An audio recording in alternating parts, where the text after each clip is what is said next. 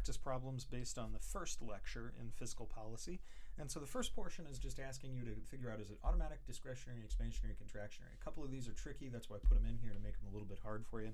And then the second one is actually an AP FRQ question. An AP FRQ, it's short, but it gets to the point of some of the things we've been talking about. So let's start off with these prompts. On the first column, we're just going to go down and say, did it happen automatically, or did the government have to introduce a new law, a new program, and a change to tax rates, for example? So a recession increases unemployment aid payments. That's going to happen automatically. Government cuts personal income taxes. That's discretionary. It's them changing the rates. Government raises taxes on capital gains, changing the rates, discretionary. Incomes rise. As a result, people pay more of their income in taxes. That's happening automatically. Again, this is a progressive income tax. 5, recession causes more families to qualify for welfare. That's going to happen automatically. 6, government puts a cap on tax deductions for charity. So this is a change, right, on their taxes. So we'll say it's discretionary. Government raises Social Security taxes. Again, changing, so it's discretionary. 8, profits go up. As a result, corporations pay more. That's going to happen automatically. 9, government cuts corporate income tax rates. That's going to be discretionary. So you can see how these two are different. One's going to happen automatically. One's going to be a change in the rate. 10, government freezes all of its civilian employees' pay rates. Now, this one requires you to know something quickly about civilian employees of the government. Often they have built-in pay increases. But this is going to say we're going to freeze those and say you don't get those. And the president has the power to do that. So we're going to say it's discretionary. It's a change in their pay. Government cuts business and income taxes while increasing its own spending. Discretionary. And then last, they increase taxes while cutting spending. That's discretionary. Now let's talk about whether they're expansionary or contractionary. Do we make output bigger or smaller? Output go up or down? Recession increases unemployment assistance benefits. So it's not the recession that we're caring about, it's this part. Is the increase in employment assistance payments going to expand or contract output? And that's going to expand output, because more unemployment assistance is going to increase consumption spending, which increases output. Cuts personal income tax rates. Again, expansionary, because it's going to make more consumption happen. Raises taxes on capital gains. That's going to contract the economy because less money's in the economy.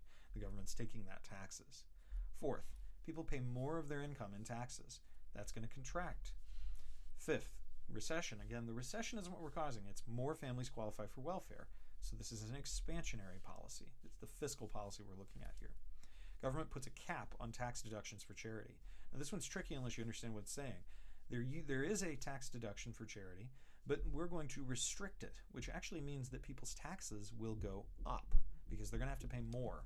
So contractionary. Government raises taxes, contractionary. Profits go up, corporations pay more in taxes, contractionary.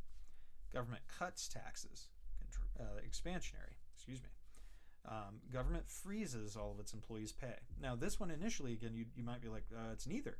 But in fact, because a lot of times employees have built-in pay raises, if you freeze them, what you're really doing is contracting the economy, because you're saying you're not going to get that increase in consumption spending. Government cuts taxes while increasing spending. That's expansion. Government increases taxes while cutting spending is contractionary.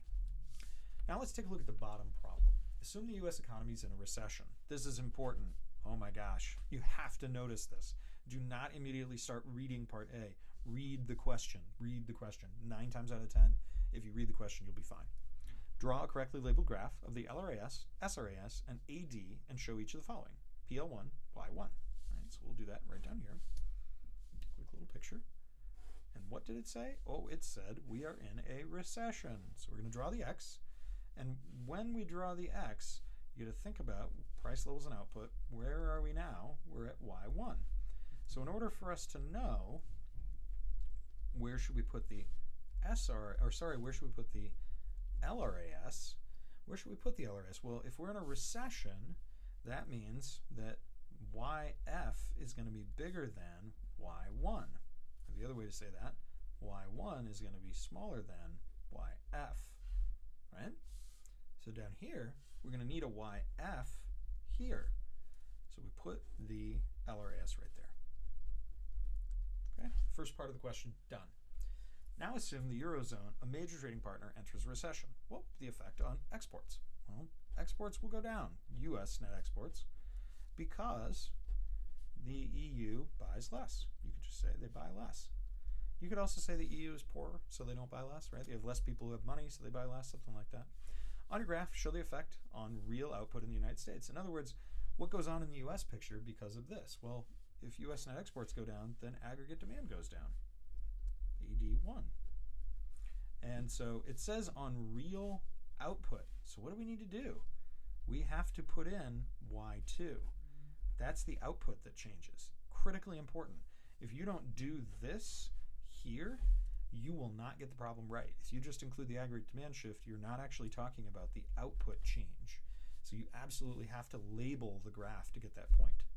What will be the effect of the change identified in part B2 on unemployment in the United States? So if you said that if you said output goes down, then therefore unemployment should go up.